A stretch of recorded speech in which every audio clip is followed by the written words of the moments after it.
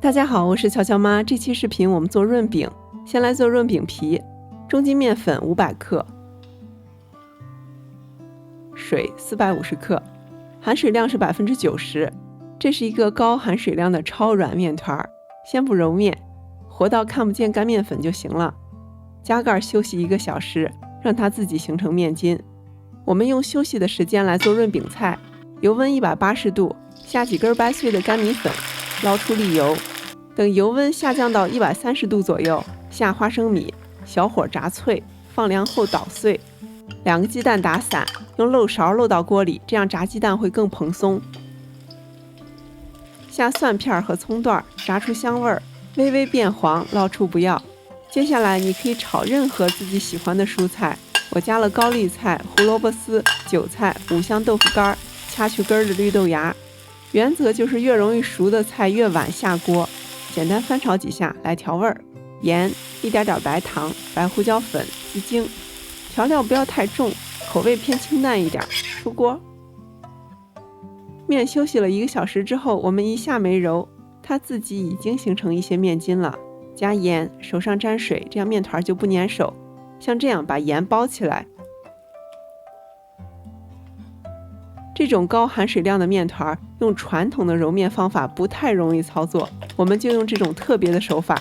相比摔打的方法，它看起来动作幅度不大，但实际上的搅打效率很高。面团打成这种筋性就好了。打好的面团要形成面筋，有弹性。面团的筋性和弹性是接下来成功擦饼的关键。接下来的操作，用1根筷子来代替你的左手，辅助把面团放在右手上，这样左手始终是干净不粘的。尽量在平底锅上擦饼，这样方便接下来。注意，尽量不要擦到侧壁上。锅要预热到70度，让整个锅底都热起来。之后改中小火烙饼，这样受热均匀。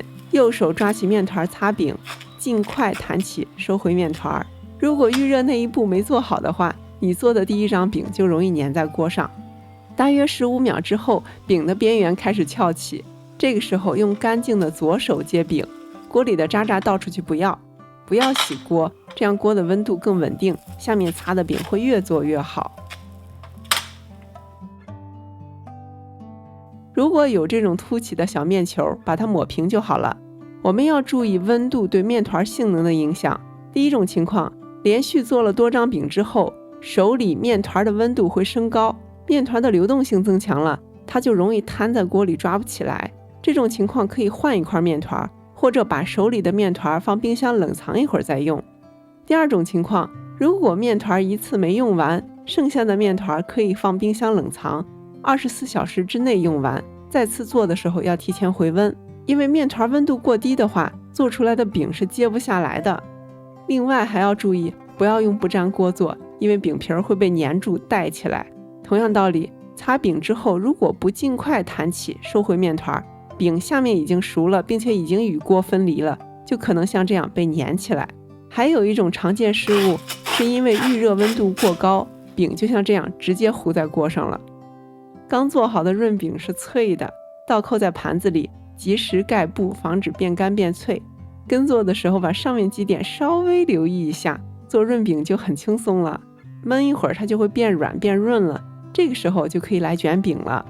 海苔和炸米粉，捣碎的炸花生，点几粒白糖，炒好的润饼菜，鸡蛋丝，一片香菜叶，想怎么卷就怎么卷。润饼菜清淡鲜香，饼皮柔软有韧性，越嚼越香。谢谢收看，看完视频请给个赞，我们下期节目再见。